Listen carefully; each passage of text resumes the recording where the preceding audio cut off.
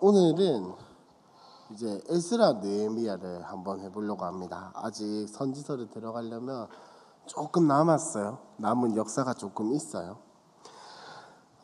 에스라 느헤미야를 한번 해보려고 하는데, 에스라 느헤미야 가능하면 에스더까지는 오늘 무료일 것 같아요. 에스라 느헤미야 하고 마치려고 하는데, 자, 에스라 느헤미야라고 한다면 시대적으로 봤을 때는 언제냐?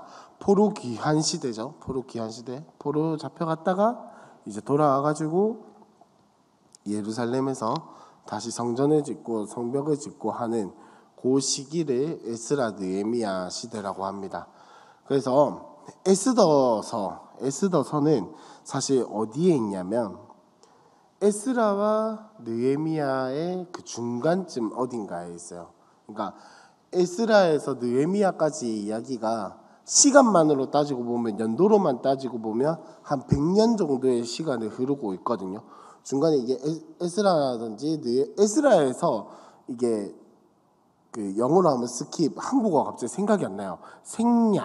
생략된 시간들이 많아서 이게 분량은 짧지만 시간은 생각보다 깁니다. 한 그 100년의 시간 사이에 사실은 에스라부터는 아니에요. 정확하게 이야기를 하면 에스라 느헤미야는 에스라부터 느헤미야까지 이야기가 아니라 에스라 이전에 성전이 재건되는 스룹바벨 포로 귀환부터 시작해가지고 마지막에 느헤미야가 다시 어디냐 페르시아에 갔다 오는 그 순간까지가 사실은 이 에스라 느헤미야의 전체적인 시간 흐름이라고 할 수 있겠습니다. 이걸 보면은 한 100년 정도 되는데 그 사이에 에스더가 있다라는 거죠. 그래서 에스라 느헤미야 시대에 무슨 일이 있었는지, 또 이 성경책에서는 무엇을 이야기를 하고 있는지 한번 보려고 합니다. 그래서 시간으로 한번 볼게요. 시간으로 539년에 예루살렘이 무너졌죠. 남유다 왕국이 본격적으로 멸망하는 그때. 그리고 요때가 고레스 왕 원년입니다. 에스라 1장 1절에 보시면 이렇게 되어 있죠. 바사왕 고레스 무슨 년이라고 되어 있죠? 원년에.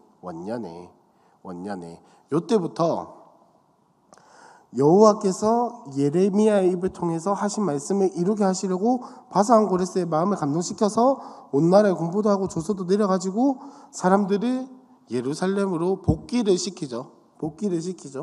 요때부터 포로기한이 시작된 거예요.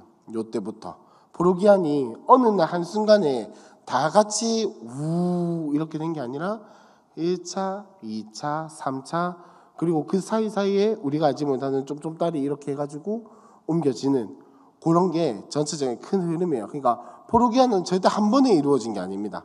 1차, 2차, 3차에 나누어가지고 바사왕 고레스 원년부터 시작해서 포로기한이 시작이 되는데, 자, 에스라는 이제 539년, 그러니까 이전에 이미 포로로 잡혀가고 있었죠. 기억나시죠? 지난주에 역대할 때 제가 말씀드렸었어요. 무너지자마자 예루살렘이 이렇게 무너지고 성전이 무너지고 한 번에 다 잡혀간 게 아니에요. 이미 그 전부터 여호야김 전부터 쫌쫌따리 계속 포로로 잡혀갔다라고 말씀드렸잖아요. 이제 그 사람들이 조금씩 돌아오고 있는 거죠. 바사왕 고레스 원년에 돌아와서 마지막에 아까 말씀드렸던 느헤미야가 다시 이 예루살렘 유대 지역을 다 보고 있다가 페르시아에 잠깐 갔다 오거든요. 한 1년 좀 넘는 시간 동안.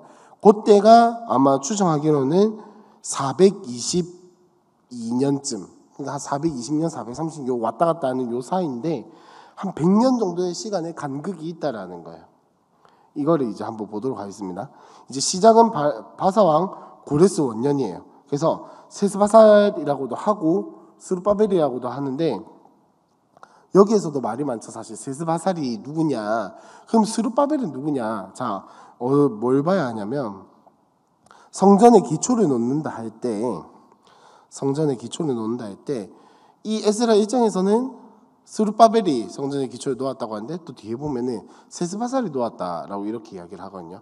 그러니까 이걸 두 사람을 같은 사람으로 볼 수도 있고 다른 사람으로 볼 수도 있는데, 일반적으로는 같은 사람이라고 봐요.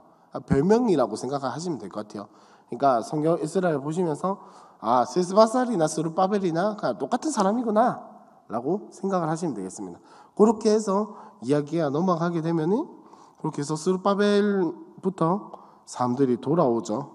그래서 2장에 보면은 지긋지긋한 족보가 등장해야 합니다. 지긋지긋한 족보가 등장을 하는데, 자, 이 에스라 2장은 느헤미야 7장에 있는 명단과 같은 명단이에요. 똑같은 명단이에요. 그러니까 뭐 여기서 이제 사람 이름이 좀 다르고 순서가 좀 다르고 뭐 그럴지언정 명단 자체는 똑같은 명단입니다. 자, 그러면 아까 말씀드렸던 거 기억나시나요? 에스라 처음부터 느헤미야까지는 시간의 간격이 있다 없다? 근데 에스라는 분명히 느헤미야보다 훨씬 더 이전 사람인데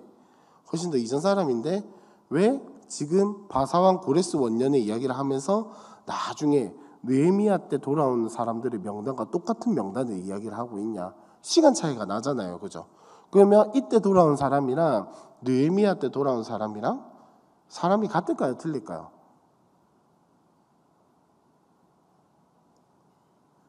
같을까요, 틀릴까요?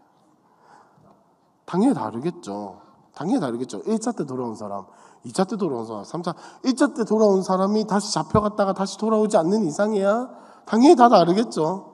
근데 왜 이렇게 이야기를 하고 있냐? 포로에서 돌아온 사람들이 어떤 사람들인지 소개를 해주고 있는 거예요. 이게 성경에서 지금 우리가 이렇게 읽으니까 사실은 한국어로 읽으니까 좀 그렇긴 한데 잘 모르는 게 뭐냐면 에스라와 느헤미야는 거의 한 권의 책 같아요. 한 권의 책같이 느껴지거든요. 그래서 에스라랑 느헤미야랑 한 권으로 묶어야 하는 게 아니냐, 옛날에는 한 권으로 묶어서 쓴 게 아니었나라고 하는 그런 뭐 사람들의 추측도 있어요.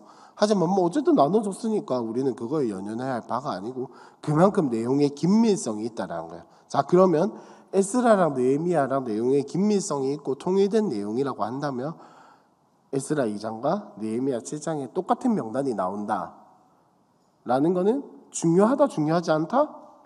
중요하다라는 거였죠. 포로에서 돌아온 사람들이 어떤 사람들이 소개를 해주고 있는 거예요, 지금. 자, 그리고 나서 쭉 보면은 이제 우리는 이 사람들의 이름을 모르고 이 사람들이 뭐 하는지 모르고 아무것도 모르지만 보면은, 자, 쉽게 말해서 특징이 하나 있어요. 특징이 뭐냐면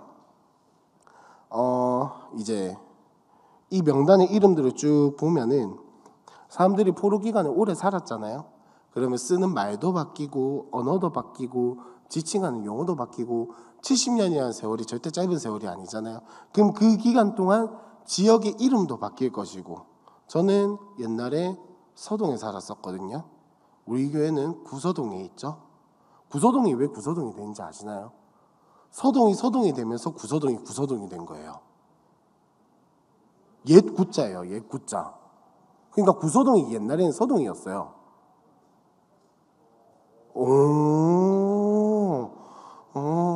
진짜, 헛소리가 아니고 이거 그냥 웃기려고 하는 말이 아니고 진짜로 구서동이 옛날에 서동이었고 지금의 서동이라는 이름을 가지게 되면서 구서동이 된 거죠.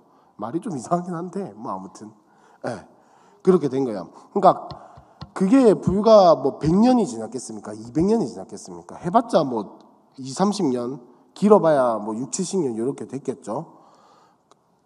현대사회도 이런데, 빨리빨리 돌아가는 현대사회도 이런데, 옛날에도 아마 마찬가지였겠죠. 뭐 동네 이름이 바뀌고 사람 이름이 바뀌고 부르는 별칭이 달라졌음에도 불구하고 제가 지금 말하고 싶은 건 뭐냐, 여기서 사용하는 조상들의 이름, 지역명들은 이전에 이스라엘 백성들이 사용하던 것과 같은 걸 사용했다는 겁니다. 이 말은 이 족보를 통해서, 이 명단들을 통해서 돌아온 사람들이 어떤 사람들이냐를 소개를 하려고 하는 거라고 했잖아요. 어떤 사람인지 소개를 하냐면 이전에 있던 그 언약 백성이 이어진 사람들이다라는 걸 소개하고 있는 거예요. 우리는 모르니까. 이 한글로 적혀 있고 뭐 다 외우지 못하니까 몰라서 잘 모르는데, 이 유대인들의 어떤 사고관과 만약 이때 이 사람들이 이걸 딱 봤다면 맞다, 우리 옛날에 이런 지명 썼었지, 맞다, 옛날에 이런 이름을 썼었지 라고 막 생각이 날 거란 말이죠. 옛날에 이렇게 했다더라, 가더라 막 이렇게 하면서. 그러면 우리가 그 옛날에 이스라엘 백성들과 이 포로에서 돌아온 사람들이 이스라엘 백성들과 다른 사람들이 아니구나, 이어진 사람들이구나 라는 사실을 알았을 거란 말이에요. 그 이야기가 2장에 쭉 나와요. 그 이야기가 2장에 소개되는 이야기인데, 여기서 이제 2장에 소개되는 사람들은 어떤 사람들이냐, 뭐 제사장들, 레위 사람들, 노래하는 사람들, 문지기들, 특별히 43절에 보시면 이제 느디님 사람들이라고 되어 있죠. 이 느디님 사람들을 이 명단에서 뭐라고 이야기를 하냐, 55절에 보시면 솔로몬 신하의 자손이라고 하면서 쭉 이어지는 거거든요. 지금 솔로몬 신하의 자손이랑 느디님 사람들이 따로 떨어져 있는 게 아니고 솔로몬 신하의 자손 이렇게 이어져 있어요. 한글로 보니까 이게 단락이 구분되어 있는 것 같은데, 제가 지금 영어 성경인데 이 43절부터 58절까지 해서 한 묶음으로 보고 숫자를 이야기를 합니다. 무슨 말인지 이해하셨죠? 한글 성경에 따로 떨어져 있는 것 같지만 한 묶음으로 보고 이야기를 해요. 근데 이게 어떤 사람들이냐라고 찾아보니까 열왕기상 9장, 나중에 한번 찾아보세요. 열왕기상 9장 20절 21절에 보면 이 사람들이 아마도 그 가나안 자손의 후손들, 그렇게 해서 성전을 위해서 막리를 하던, 아유 감사합니다. 한번 보시면, 이스라엘과 여부 사람 중 남아 있는 모든 사람 21절, 이스라엘 자손들의 못함으로 그 땅에 남아 있는 자손 솔로몬이 노예로 역군을 삼아 오늘까지 이르렀으되라고 이야기하는 요 이야기로 저 구절로 말미암아 추측을 해보건대, 이 사람들은 솔로몬이 노예로 역군 삼았던 그 가나안족 속에 남은 사람들이 아닌가라고 생각을 해요. 이제 그런 사람들도 소개를 해주고 하면서 이제 68절 69절에 보면 또 뭐가 나오죠? 이제는 사람 이름이 쭉 나오다가 드려진 헌물들에 대해서 이야기가 나옵니다. 그러니까 이 돌아온 사람들을 통해서 무엇을 이야기를 하고 싶은 거냐, 성전이 회복돼 가지고 이스라엘의 예배가 회복되고 이스라엘의 종교적인 모습들이 회복이 되고, 더 나아가서 성전이 회복되고 성벽이 회복되어서 이스라엘 백성들이 하나님께 예배를 드리던 그 민족으로 다시금 모습을 회복할 것이다 라는 점을 보여주고 있는 겁니다. 미리 예측을 하면서 이렇게 보여주고 있는 명단들을 통해서. 이 역사들을 쭉 알고 있는 사람들은 이 이름들, 제사장들의 이름들, 레위 사람들의 이름들, 이 느디님 자손들의 이름들을 보면서 무엇을 느꼈을까요? 이 사람들 다 보면 뭐 하는 사람들이지 자기들 알 거잖아요. 성전이 회복되겠구나, 예배가 회복되겠구나 라는 사실을 보여주고 있는 겁니다. 그리고 3장은, 자 3장에 보시면 세스바사 3장이 한다. 죄송해요. 3장 1절에 보시면 3장 1절에 보시면 이스라엘 자손이 각자의 성읍에 살았더니 일곱째 달에 이르러 일제 예루살렘에 모였다.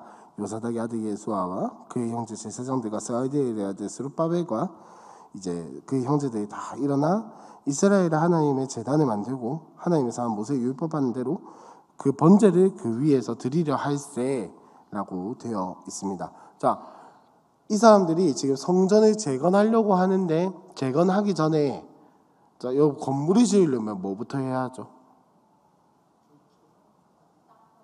땅부터 파야죠.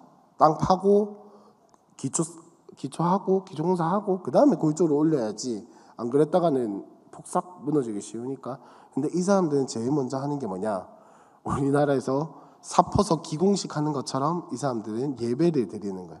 번제를 드리는 거예요. 지금 번제를 드리는 장면이. 근데 이 번제를 드리는 장면에서 우리는 잘 모르지만, 자, 이 유대인들이 쭉 보면서 이 예루살렘에서 번제를 드릴 때, 이때 당시의 사람들의 입장을 지금 이야기를 하는 겁니다. 있는 사람들 말고 이 번제를 드리는 사람들, 성전 터를 알잖아요. 그 사람들은 기록에 남아있던 솔로몬이 처음에 성전을 짓기 전에 하나님께 제사를 드렸던 그 자리가 어딘지 알잖아요.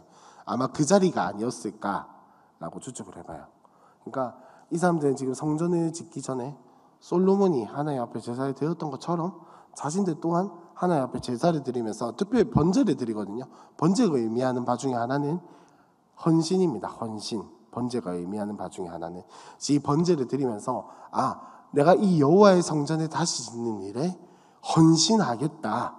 내가 내 몸과 힘과 다 바쳐서 헌신하겠다라고 다짐을 하는 거예요. 그렇게 하면서 제사를 드리게 되는 거죠. 제사를 드리고 이제 성전을 짓게 되는 그 이야기가 3장의 이야기인데 3장을 한번 읽어봤으면 좋겠습니다. 3장 파일 한 번만 틀어주세요. 에스라 3장. 이스라엘 자손이 각자의 성읍에 살았더니 일곱째 달에 이르러 일제히 예루살렘에 모인지라. 요사닥의 아들 예수아와 그의 형제 제사장들과 스알데엘의 아들 스룹바벨과 그의 형제들이 다 일어나 이스라엘 하나님의 제단을 만들고 하나님의 사람 모세의 율법에 기록한 대로 번제를 그 위에서 드리려 할세. 무리가 모든 나라 백성을 두려워하여 제단을 그 터에 세우고 그 위에서 아침 저녁으로 여호와께 번제를 드리며 기록된 규례대로 초막절을 지켜 번제를 매일 정수대로 날마다 드리고 그 후에는 항상 드리는 번제와 초하루와 여호와의 모든 거룩한 절기의 번제와 사람이 여호와께 기쁘게 드리는 예물을 드리되 일곱째 달 초하루부터 비로소 여호와께 번제를 드렸으나 그때의 여호와의 성전지대는 미쳐 놓지 못한지라. 이에 석수와 목수에게 돈을 주고 또 시돈 사람과 두로 사람에게 먹을 것과 마실 것과 기름을 주고 바사왕 고레스의 명령대로 백향목을 레바논에서 요빠 해변까지 운송하게 하였더라.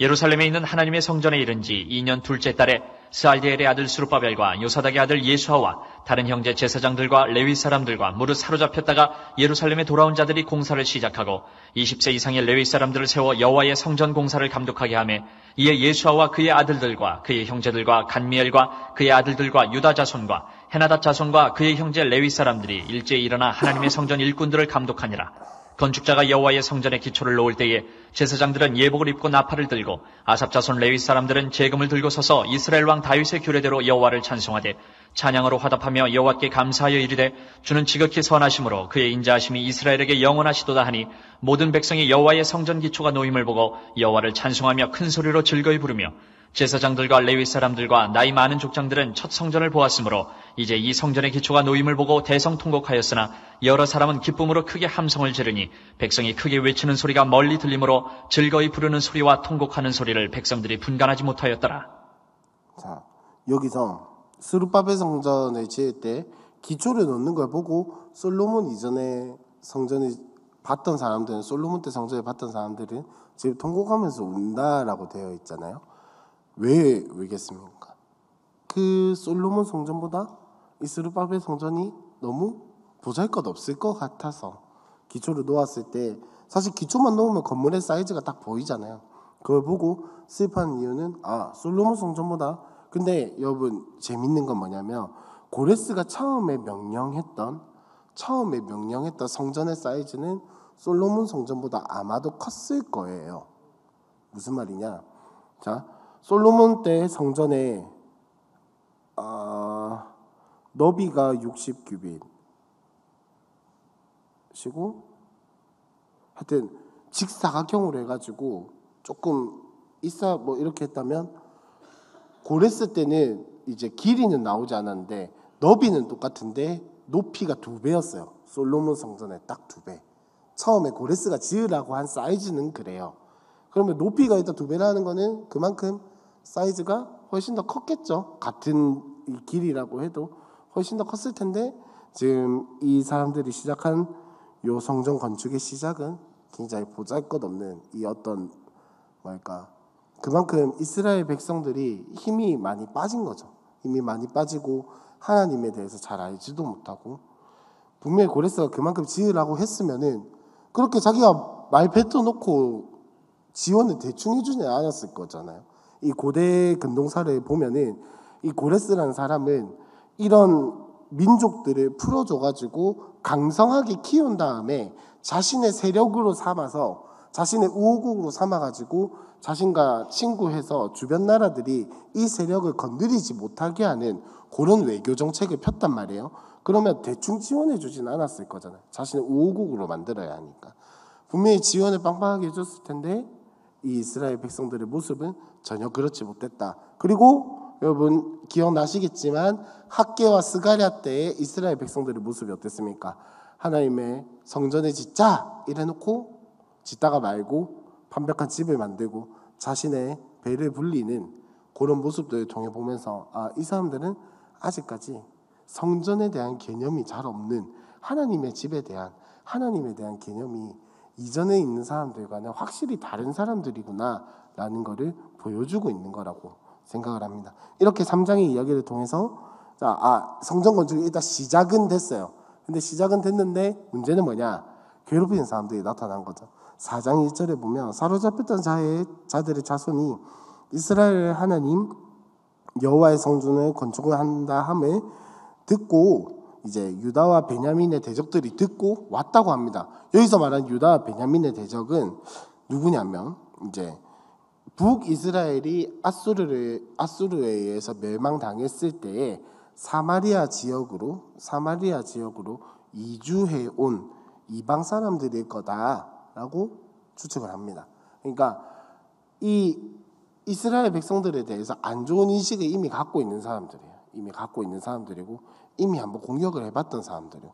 이 사람들이 와가지고 막 못 짓게 하는 거죠. 성전을 막 못 짓게 하는데 이제 6장부터 23절, 4장 6절부터 23절까지의 내용이 이제 오랜 기간 동안 이스라엘 백성들이 성전을 짓고 성벽을 짓는 거를 이방 사람들이 괴롭혔다, 못 짓게 했다, 방해했다라는 이야기가 4장 6절부터 23절까지 이야기예요. 그래서 사실은 이때 당시의 이야기만 하고 있잖아요. 나중에 성벽을 재건할 때 지금은 아직까지는 왕이 바사왕 고레스예요. 근데 지금 이 4장 6절부터 23절까지의 내용을 보면 갑자기 아닥사스다 이야기가 나오고 이 전에 다음 이야기도 나오고 아수에로도 막 나오거든요. 그러니까 갑자기 이 이야기를 하다 미래의 이야기가 쭉 하는 거예요.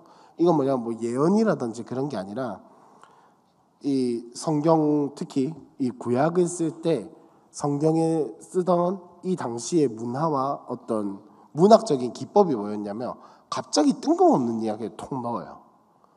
갑자기 뜬금없는 이야기에 톡 넣어요. 그냥 막 아예 상관이 없는 이야기는 아니지만 4장 6절부터 시작됐다라고 했잖아요. 그럼 4장 5절에서 바로 5장 1절로 이야기가 넘어가도 어색하지가 않아요. 이상한 게 아니거든요. 이상한 이야기가 아니에요. 근데 갑자기 이렇게 맥락이 뚝 끊기는 이야기를 넣었다. 이거는 뭐냐면 자기네들 그걸 강조하고 싶은 거예요. 알려주고 싶은 거예요. 지금 우리나라나 현대의 책으로 치자면 각주 같은 걸 넣은 거예요. 설명. 그러니까 4장 1절부터 5절까지의 각주 설명이 지금 4장 6절부터 23절까지의 내용이에요. 그럼 이걸 통해서 지금 이 에스라를 쓴 사람은 무엇을 이야기를 하고 싶냐? 이래나 저래나 어차피 이스라엘 백성들을 괴롭히는 사람들은 있었다라는 거예요.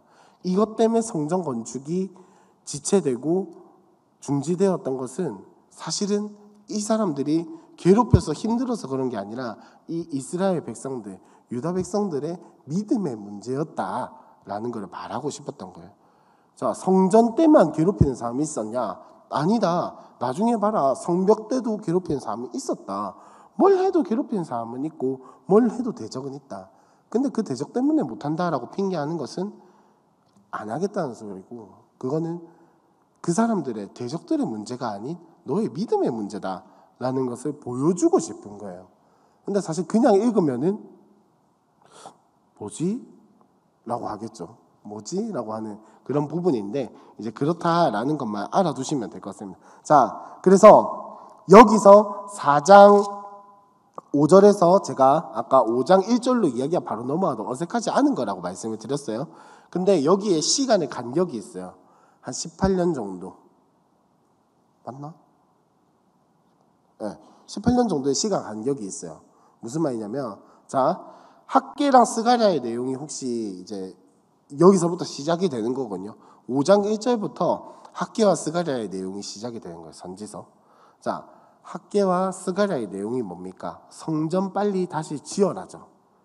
이 사람들이 성전을 짓겠다. 아까 스룹바벨과 같이 성전을 짓겠다라고 기초를 딱 놓아놓고 조금 짓다가 대적들이 공격을 하니까 포기해버린 거예요.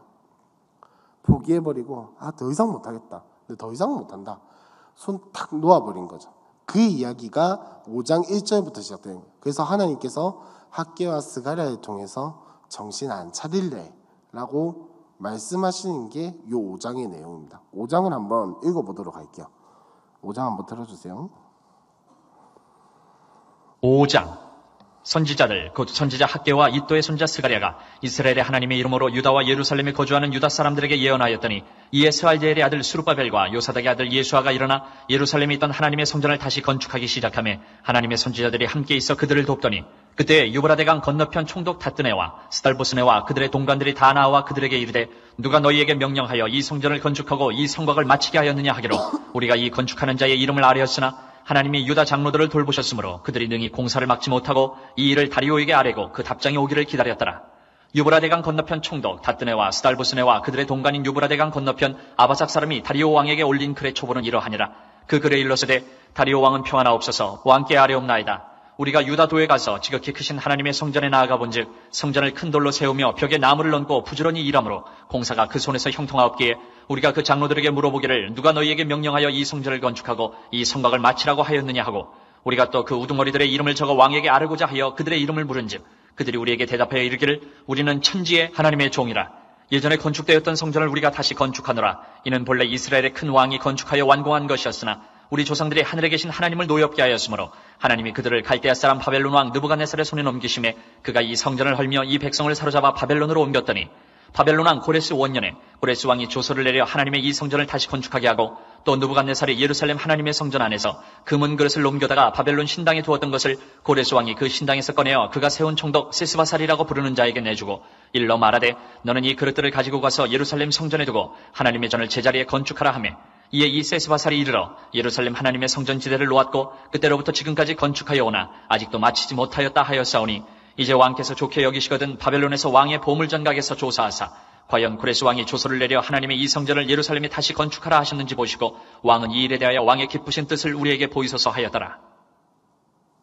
자, 이제 이 5장이 얘기가 뭐냐? 성전 건축을 시작을 했어요. 근데 지금 강 건너편에 유브라데 강 건너편에 있는 다뜨네라는 사람, 스달보스네라는 사람, 그리고 그에 함께하는 동관들이라고 성경에 되어 있는데 그냥 쉽게 말해서 신하들이라고 하면 될 것 같아요. 직원들 뭐 그렇게 생각을 하시면 될 것 같은데 그 사람들이 와서 이제 묻는 거죠. 너그가 뭔데 또 여호와의 성전을 짓냐라고 하는 겁니다.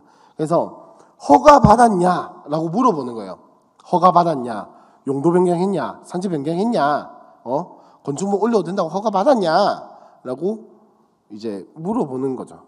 그러니까 이 사람들은 허가를 받았다라고 이야기를 해요. 근데 여기서 이제 이 총독들이 왕한테 물어보는 거예요. 다리오 왕. 그때 당시에 왕은 다리오였어요. 그러니까 이전에는 고레스였고, 자 성전을 처음 놓을 때쯤에는 고레스였어요. 그때까지는 이제 왕이 한번 바뀐 거죠. 이 왕이 한번 바뀌니까 고레스 왕 원년에 서류를 넣었다고 하는데 허락을 받았다고 하는데 이 사람들 기억을 하지 못하고 알지 못하는 거, 찾지 못하는 거예요. 그래서 어떻게 하기로 했냐? 요 총독 다뜨네라는 총독 스달보스네 이 사람들이 모여가지고 다리오 왕한테 그걸 보내는 거예요. 서신을 보내는 거예요. 이 사람들이 여기에 있는 이 사람들이 이런저런 이유로 성전을 다시 지으려고 하는데 이거 허락받은 거 맞습니까? 물어보니까 바사왕 고레스 원년에 서류를 받은 게 있다고 합니다. 이거 한번 찾아봐야 하는 거 아닙니까? 라고 물어보고 서류를 찾아봐 달라고 요청을 하는 게 5장까지의 내용입니다. 그리고 6장부터는 이제 찾아보니까 다리오 왕과 그의 신하들이 왕궁에 있는 그 문서 보관실이 있을 거잖아요. 문서 보관실에서 막 찾아보니까 야 있더라. 쟤네 지원해줘야 한다. 도와줘야 한다. 짓는데 방해하지 말고 그냥 가만히 냅두라 라고 이야기를 하는 게 6장의 내용이에요. 그렇게 14절까지 쭉 이어지는데 6장 14절을 한번 우리 다 같이 한번 읽어보겠습니다. 6장 14절 시작. 유다 사람의 장로들이 선지자 학개와 이또의 손자 스가랴의 권면을 따랐으므로 성전 건축하는 일이 형통한지라. 이스라엘 하나님의 명령과 바사왕 고레스와 다리오와 아닥사스다의 조서를 따라 성전을 건축하며 일을 끝내되. 이게 에스라와 느헤미야를 통틀어서 가장 핵심 구절입니다. 근데 여러분 14절 읽으면서 뭔가 이상한 부분이 하나 있다라고 느끼신 분은 성경을 되게 많이 읽으시고 잘 아시는 분입니다. 이상한 부분이 하나가 있어요. 자, 고개를 끄덕거리시는 분이 한 분이 계셨는데, 자, 그 한 분님 대답해 주시겠습니까? 뭐가 이상하죠? 강동우 집사님.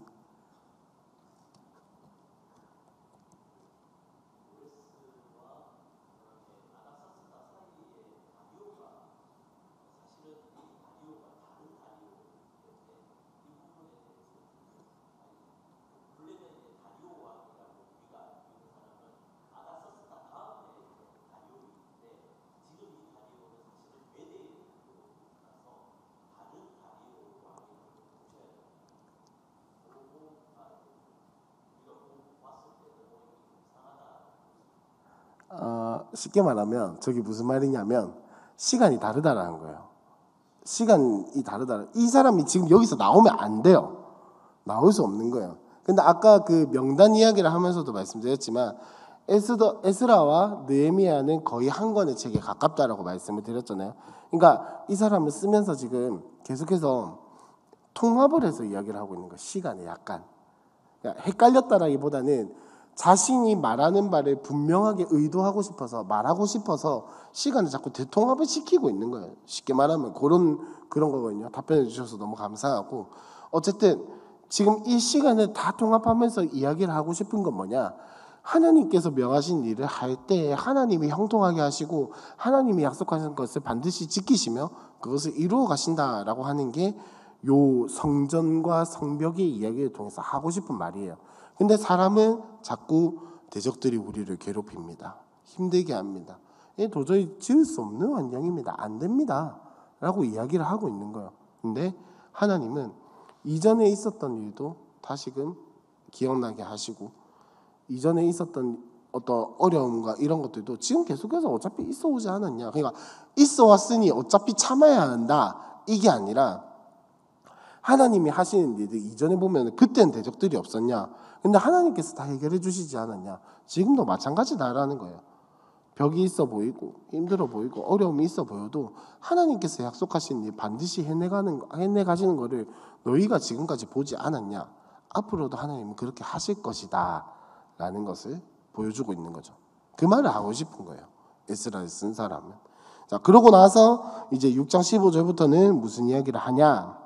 6장 16절부터는 성전을 봉헌하는 우리가 흔히 말하는 제2성전이라고도 말하고 스룹바벨 성전이라고도 말하는 요 성전을 봉헌하는 이야기가 나옵니다. 근데 사실은 봉헌하는 것 자체보다 더 의미가 있는 건 뭐냐면, 중요하지 않다라는 게 아니고 그거보다 더 의미가 있는 게 뭐냐면, 성전을 봉헌하고 나서 처음으로 유월절을 지키고 있는 요 모습이 중요한 거예요. 왜냐하면 자 6장 19절을 한번 보시면, 사로잡혔던 자의 자손이 첫째 달 14일에 유월절을 지키되, 자 이제 성전을 짓고 나서 처음으로 유월절을 드리는 장면이에요. 근데 쭉 읽어보시면 그냥 평범하게 유월절을 지키는 것 같아요. 그죠? 평범하게 유월절을 지키는 것 같은데, 지금 이 이야기가 무슨 말이냐면 성전이 제대로 된 기능을 하고 있다는 걸 보여주는 거예요. 유월절을 지키고 있는 모습들은 성전이 없을 때 마구잡이로 지키던 그 유월절이 아니라 하나님께서 명령하셨던 그 유월절을 지키는 모습과 방법들을 가지고 성전을 가지고 온전히 드리고 있다라는 겁니다. 자, 그러면 이거는 무슨 이미지를 던져주냐? 성전이 그냥 짓기만 하고 모양만 가지고 끝이 아니라 이스라엘 백성들이 그래도 이 성전을 가지고 하나님을 예배하는 것을 놓치지 않았구나. 그리고 두 번째로 이 사람들이 모세의 율법책을 놓지 않았구나. 언약 백성의 줄기가 여전히 이어지고 있구나 라는 사실을 이 유월절을 지키는 것을 통해서 보여주고 있는 겁니다. 뭐 그렇다고 해서 계속 잘하지는 않았어요. 계속 잘하지는 않았고, 자 이렇게 6장의 이야기가 끝나고 나서 7장으로 넘어오면 이 일 후에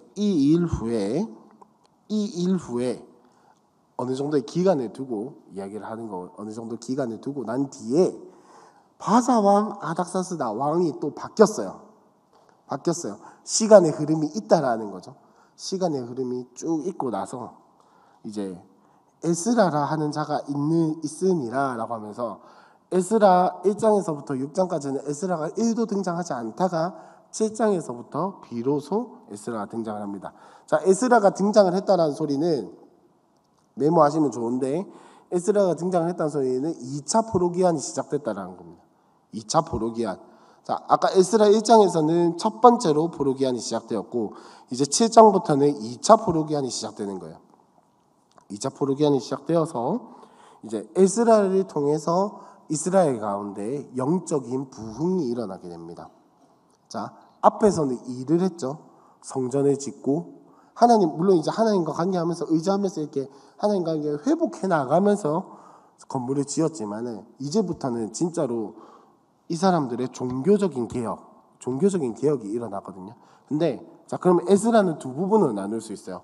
일을 하는 것과 영적으로 개혁을 하는 것. 느헤미야도 마찬가지입니다. 성벽을 짓고 나서 느헤미야와 에스라를 중심으로 해서 또 영적인 부흥이 일어나요. 그런 구조를 가지고 있어요. 일하고 개혁하고, 일하고 개혁하고, 이런 구조를 가지고 있다라는 것을 알아두시면 되겠습니다. 어쨌든 이 이후에라는 요 짧은 말 사이에 몇 년이 흘렀냐면 58년 정도가 흘렀어요. 58년 정도. 굉장히 시간이 많이 흘렀죠. 요 시간이 많이 흐른 요 시기에 무슨 일이 이제 나타나냐면, 에스라가 등장을 하고 7장 11절에 보시면 아닥사스다 왕이 조서를 내립니다. 이 조서를 내리는 게 뭐냐? 쉽게 말하면 포로된 자를 이제 돌려보내자 이거예요. 돌려보내자. 2차 포로기한을 시작해라 라고 하는 거죠. 그러고 나서 이제 에스라가 왕의 그 지명을 받아가지고 유다 땅으로, 예루살렘 땅으로 파견이 되고, 이제 하나님께 바칠 제물을 주어서 아닥사스다 왕이 보내거든요. 근데 아닥사스다 왕이, 이게 15절부터의 이야기인데, 아닥사스다 왕이 하나님께 바칠 제물을 드렸다라고 해서 이 사람이 하나님을 믿었냐? 그건 아니라는 거죠. 하나님을 믿은 게 아니고 그냥 많은 신 중에 하나라고 생각해서, 너희는 이 제물을 들고 가서 너희의 신 여호와 하나님께 나를 위해서 복을 좀 빌어달라. 그러니까 한마디로 누구 보내주니까 너희 신한테 잘 좀 이렇게 복수해달라 하지 말고 잘 좀 봐달라고 빌어달라라고 이야기를 하는 거예요. 그러고 나서 이제 이스라엘 백성들을 위해서 또 쓸 건 써라라고 이야기를 하는 게 이제 에스라 7장의 이야기가 쭉 하면서 7장 23절 다 같이 한번 읽어봅시다. 시작. 무릇 하늘의 하나님의 전을 위하여 하늘의 하나님이 명령하신 것은 삼가 행하라. 어찌하여 진노가 왕과 왕자의 나라에 임하게 하랴 라고 하면서, 이 사람의 의도는 성전을 지키고 싶은 게 아니에요. 하나님을 섬기고 싶은 게 아니고, 아닥사스다 왕의 의도는 내 나라, 내 지위, 내 아들들을 지키고 싶은 거예요. 근데 이 사람의 입을 통해서 무엇이 이루어집니까? 성전이 유지되고 이 이스라엘 민족들이 다시금 그 하나님의 보호 아래 있다라는 것을 확인받는, 그거를 다시 한 번 더 확인하게 되는 거죠. 바사왕 고레스도 마찬가지입니다. 하늘의 하나님의 이름으로 이 사람들을 보냈잖아요. 바사왕 고레스가 하나님을 믿었을까요? 저는 아니라고 생각을 해요. 근데 그 사람의 입을 통해서 하나님이 어떤 분인지 선포가 되고, 그 사람을 통해서 이스라엘 백성의 그 하나님의 집이 다시금 지어졌던 것처럼 이 아닥사스다 왕을 통해서도 다시금 똑같은 모습을 보여주고 있는 거예요. 언약 백성의 그 줄기가, 피가 이어지게 되고, 하나님께 예배드리는 일이 무시당하는 것이 아니라 온전히 지켜지게 되고, 그런 일들이 지금 이방 왕들을 통해서 계속해서 일어나는 겁니다. 이거를 이제 한 묶음으로 봤을 때 뭐냐? 하나님의 선하신 인도, 2차 포로 기한 중에 나타났던 하나님의 선하신 인도 첫 번째. 그럼 두 번째까지 있는데, 두 번째는 뭐냐? 7장 27절부터 8장 36절까지인데, 이거는 무슨 말이냐면, 뭐 별다른 내용이 있는 건 아닌데, 뭐냐면 처음에는 에스라가 하나님을 높이는 이야기가 27절과 28절에 나옵니다. 그래서 7장 저기 어디냐?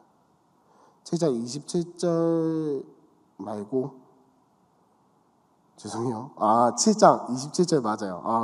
단어를 붙잡고 있었어요. 마지막 쯤에 보시면 예루살렘 여호와의 성전을 아름답게 할 뜻을 두시고 라고 되어 있습니다. 근데 이걸 조금 더 찾아보니까 단순히 꾸미는 걸 이야기를 하는 게 아니고 조금 더 원어적인 의미로 조금 더 그 원래 의도대로 뜻을 살펴보면 뭐냐, 이 성전을 영화롭게 하기 위해서 하나님이 보냈다. 우리 하나님께서 이 성전을 영화롭게 하기 위해서 우리를 보내셨다라고 지금 에스라가 고백을 하고 있는 겁니다. 하나님의 집이 영화롭게 되는 것은 무엇을 하면 영화롭게 될까요? 꾸미면 영화롭게 될까요? 아니면 조금 더 리모델링해서 크게 지으면, 증축 공사를 하면 영화롭게 될까요? 아니겠죠, 당연히. 하나님의 집이 영화롭게 되는 것은 하나님께 드리는 예배가 있고 거기에 하나님의 임재가 있고 거기에서 하나님의 백성과 하나님이 교제할 때 그 집이 영화로워지겠죠. 그걸 이야기를 하는 겁니다. 그리고 나서 8장에는 또 지긋지긋한 명단이 나와요. 명단이 쭉 나오는데 이 사람들의 이름을 쭉 보면은 우리는 알지 못하지만, 여전히 우리는 이걸 봐도 알지 못하지만, 이 족보에 나와 있는 사람들은 뭐냐면 그 하나님의 말씀을 충분히 가르칠 만한 역량이 있는 어떤 사람들을 지금 명단에 쭉 이야기를 하고 있어요. 뭐냐, 이 8장에서 에스라와 함께 돌아온 사람들을 통해서 하나님의 말씀이 선포되고 이스라엘 백성들이 가르침을 받게 되고 말씀에 대한 가르침을 받게 되고 그 가운데에서 영적인 회복이 일어나게 될 것이다 라는 거를 이 명단을 통해서 예고를 하고 있는 거예요. 근데 우리는 봐도 모르죠. 뭐 이 사람들이 어떤 사람들인지 모르니까 그렇게 알고만 계시면 될 것 같습니다. 그러고 나서 이제 15절에 보시면 에스라가 이제 레위 사람들을 찾으면서 이제 넘어가려고 하는데, 자, 아와 강가에서 금식을 갑자기 선포했습니다. 강 건너려다 말고 갑자기 금식을 선포했죠. 뭐 이야기가 쭉 많은데 결국 에스라가 금식을 선포했던 이유는 뭐냐? 사실 여기서 예루살렘까지 돌아가는 길이 굉장히 험한 길이거든요. 자칫 잘못하면 공격을 받을 수도 있고 사람들이 다 죽을 수도 있는 상황이란 말이에요.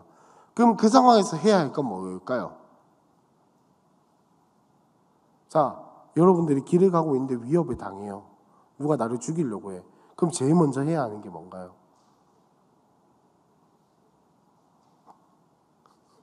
뭘까요?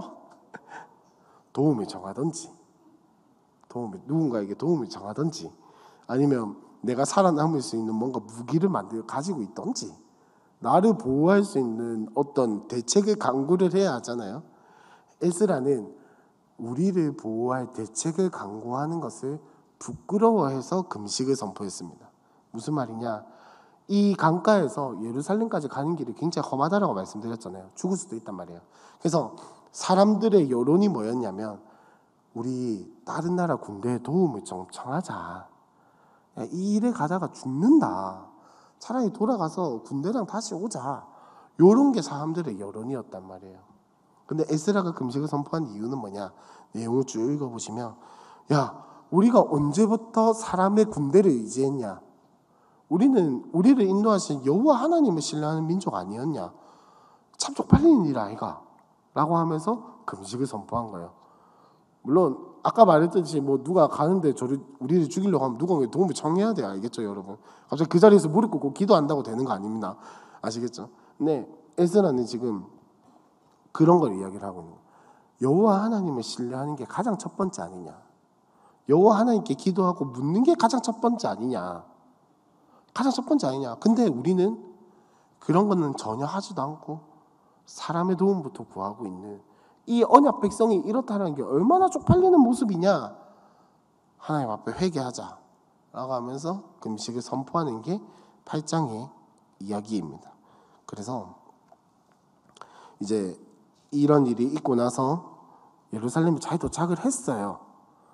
31절부터의 내용을 보시면 예루살렘에 잘 도착했더라 라는 이야기가 나오고 9장에서부터 이제 본격적으로 에스라와 함께 이스라엘 백성들이 영적으로 부흥운동을 일으키는 이야기가 본격적으로 이제 등장을 합니다. 그래서 9장에 보시면 에스라가 기도를 하는 이야기가 한 절반 정도, 9장에서 다 나오는데, 자, 에스라가 왜 하나님 앞에 기도했을까요? 왜 하나님 앞에 회개 기도를 했습니까? 이스라엘 백성들이 뭔가를 잘못했어요. 뭘 잘못했게요? 자, 에스라 9장에서 등장하는 이스라엘 백성들의 가장 큰 잘못은 뭐냐? 이방 여인들과 통혼한 것입니다. 쉽게 말하면 불신자와 결혼했다 이거예요. 하나님께서 절대 하지 말라고 했던 이방 여인과 결혼하는 거. 근데 이스라엘 백성들이란 분명히 알았을 거란 말이에요. 이전의 역사들을 쭉 보니까 이방 여자들과 결혼해서 이방 사람들과 통혼 이렇게 주고받는 게 있어가지고 좋을 게 하나도 없었어요. 하나도 없었어. 자, 솔로몬을 한번 생각해 봅시다. 이방 여인들 다 불러 모아가지고 정치 외교, 솔직히 진짜 똑똑한 방법이라고 저는 생각을 하거든요. 그때 당시에 할 수 있는 굉장히 현명한 선택이었다라고 생각을 해요. 근데 문제는 하나님께서 금하셨단 말이에요. 그러고 나서 결국 솔로몬의 꼴이 어땠습니까? 꼴이라고 하니까 되게 좀 못할 말을 한 것 같은데, 솔로몬의 마지막이 어땠습니까? 결국은 하나님 앞에서 다윗과 같은 평가는 받지 못했죠.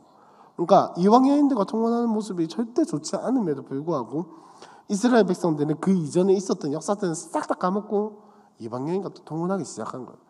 에스라는 지금 그 모습을 보고 자신이 하나님 앞에 부끄러워서 회개 기도를 한 게 9장의 내용입니다. 자, 그러면 이 회개 기도를 듣고 백성들도 뭔가 반응이 있겠죠. 가만히 있으면 멍청이죠. 뭔가 반응이 있는데 그 반응이 있는 내용이 10장의 내용입니다. 이해하셨죠? 9장에서는 에스라가 회개 기도를 했고, 왜냐? 이방 여인들과 통혼했기 때문에 거기에 에스라의 기도에 대한 반응이 10장이에요.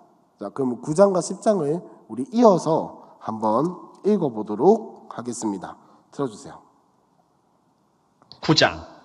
이 일 후에 방백들이 내게 나와 이르되 이스라엘 백성과 제사장들과 레위 사람들이 이 땅 백성들에게서 떠나지 아니하고 가나안 사람들과 헷 사람들과 브리스 사람들과 여부수 사람들과 암몬 사람들과 모압 사람들과 애굽 사람들과 아모리 사람들의 가증한 일을 행하여 그들의 딸을 맞이하여 아내와 며느리로 삼아 거룩한 자손이 그 지방 사람들과 서로 섞이게 하는데 방백들과 고관들이 이 죄에 더욱 으뜸이 되었다 하는지라. 내가 이 일을 듣고 속옷과 겉옷을 찢고 머리털과 수염을 뜯으며 기가 막혀 앉으니 이에 이스라엘의 하나님의 말씀으로 말미암아 떠는 자가 사로잡혔던 이 사람들의 죄 때문에 다 내게로 모여오더라. 내가 저녁 제사 드릴 때까지 기가 막혀 앉았더니 저녁 제사를 드릴 때에 내가 근심 중에 일어나서 속옷과 겉옷을 찢은 채 무릎을 꿇고 나의 하나님 여호와를 향하여 손을 들고 말하기를 나의 하나님이여 내가 부끄럽고 낯이 뜨거워서 감히 나의 하나님을 향하여 얼굴을 들지 못하오니 이는 우리 죄악이 많아 정수리에 넘치고 우리 허물이 커서 하늘에 미침이니이다. 우리 조상들의 때로부터 오늘까지 우리의 죄가 심하매 우리의 죄악으로 말미암아 우리와 우리 왕들과 우리 제사장들을 여러 나라 왕들의 손에 넘기사 칼에 죽으며 사로잡히며 노략을 당하며 얼굴을 부끄럽게 하심이 오늘날과 같으니이다. 이제 우리 하나님 여호와께서 우리에게 잠시 동안 은혜를 베푸사 얼마를 남겨두어 피하게 하신 우리를 그 거룩한 처소에 박힌 못과 같게 하시고 우리 하나님이 우리 눈을 밝히사 우리가 종로를 타는 중에서 조금 소생하게 하셨나이다. 우리가 비록 노예가 되었사오나 우리 하나님이 우리를 그 종살이하는 중에 버려두지 아니하시고 바사왕들 앞에서 우리가 불쌍히 여김을 입고 소생하여 우리 하나님의 성전을 세우게 하시며 그 무너진 것을 수리하게 하시며 유다와 예루살렘에서 우리에게 울타리를 주셨나이다.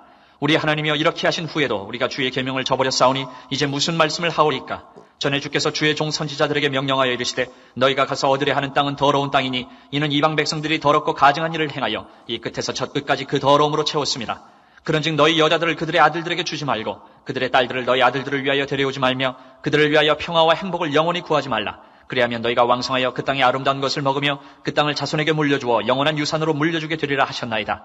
우리의 악한 행실과 큰 죄로 말미암아 이 모든 일을 당하였사오나 우리 하나님이 우리 죄악보다 형벌을 가볍게 하시고 이만큼 백성을 남겨주셨사오니 우리가 어찌 다시 주의 계명을 거역하고 이 가증한 백성들과 통혼하오리까? 그리하면 주께서 어찌 우리를 멸하시고 남아 피할 자가 없도록 진노하시지 아니하시리까?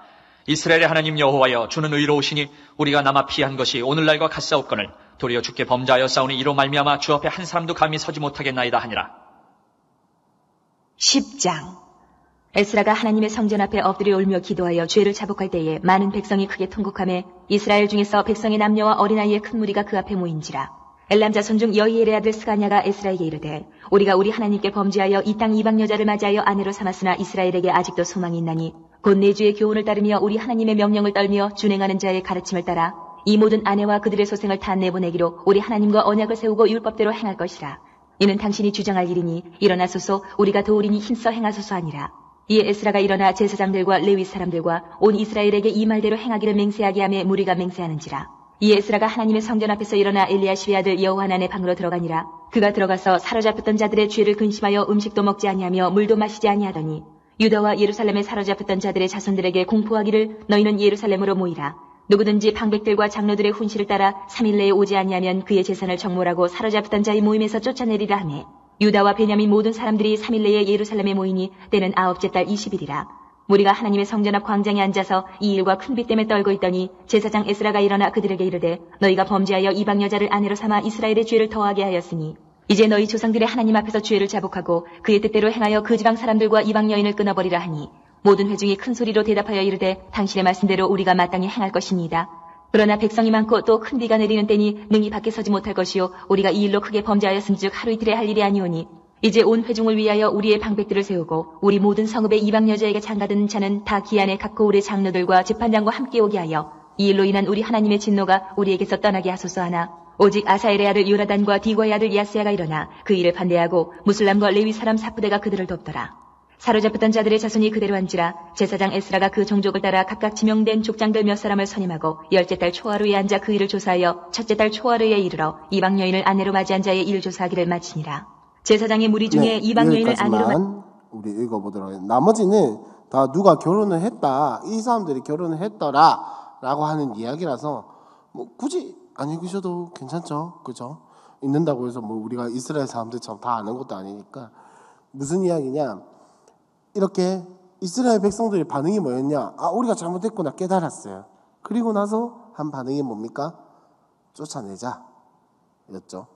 뭐 지금 그렇게 하자, 뭐 그런 극단적인 선택을 내리자라고 하는 게 아니라 이 사람들, 지금 이 에스라가 생각했던 것과 이스라엘 백성들이 뭘 중요시했기 때문에 내쫓았는지를 알아야겠죠.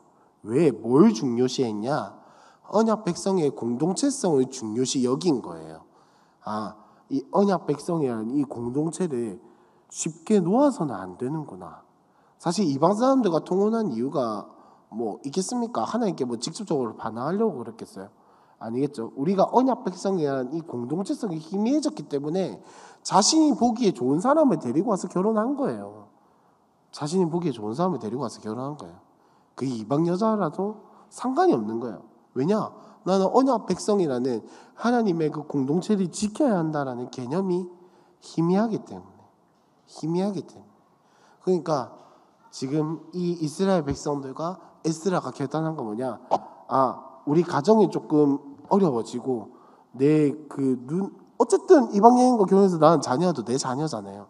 눈에 넣어도 안 아플 내 자식 내보내는 한이 있더라도 우리는 이 언약 백성의 공동체, 사상, 이 가치관을 지켜야겠구나, 가져가야겠구나 라고 결단을 한 게 요 이야기입니다. 요런 극단적인 선택을 지금 내리시면 안 돼요. 여러분 아시겠죠? 이 신약 시대에서 그렇게 할 것까지는 없는데 이 사람들이 뭘 중요시해서 내쫓았는지는 알아야 한다는 거죠.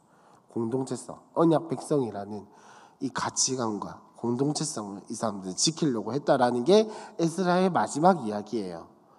뭔가 조금 애매하게 끝나죠. 뭔가 찝찝하게. 그래서 느헤미야로 이야기가 바로 넘어가면, 자, 이 쫓아내는 것까지의 이야기가 연도로 치면 BC, 그러니까 주전 457년쯤 돼요. 457년쯤 되고 느헤미야가 시작될 때의 해는 언제냐? 445년쯤 돼요. 445년? 네, 445년쯤 됩니다. 그러니까 지금 이 짧은 한 2년의 사이에 무슨 일이 있었냐 하면은, 자, 느헤미야가 금식기도를 시작을 해요. 1장에서 보면 느헤미야가 금식기도를 시작을 하는데, 왜 금식기도를 하냐?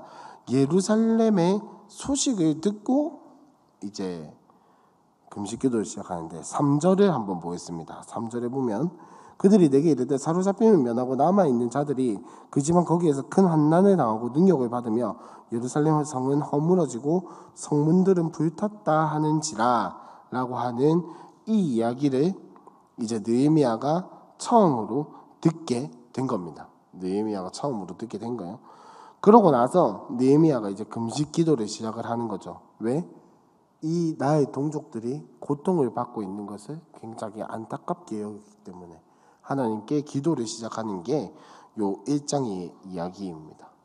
별거 없고요. 2장으로 넘어가면 이제 느헤미야가 금식하며 기도한 지 한 넉 달, 4달 정도가 지났습니다. 한 시간의 흐름이 또 한 4달 정도 지나서 4달 정도 지나가지고 이제 아닥사스다 왕이 이때 당시에 왕이 느헤미야에게 물어봐요. 표정이 왜 이래 안 좋노? 표정이 왜 이래 안 좋냐라고 물어볼 정도면은 먼 사이예요, 가까운 사이예요? 가까운 사이죠, 그죠? 먼 사이면 뭐 표정이 좋든 안 좋든 뭐 관심 없고, 그러니까 왕과 가까운 사이였다라는 것은 지금 느헤미야가 어떤 위치에 있다라는 겁니까? 굉장히 고위직에 있다라는 소리겠죠. 왕이 네 얼굴 왜 이래 안 좋냐라고 물어볼 정도면 어쨌든 이런 높은 위치에 있는 느헤미야가 아닥사스다 왕이 네 표정이 왜 이래 안 좋노라고 물어볼 때 사실은 내가 예루살렘의 소식을 듣고 나니까 너무 속상합니다. 왕이요, 내 좀 예루살렘으로 보내주세요 라고 이야기를 하고 아닥사스다 왕은 오케이 허락을 해주죠.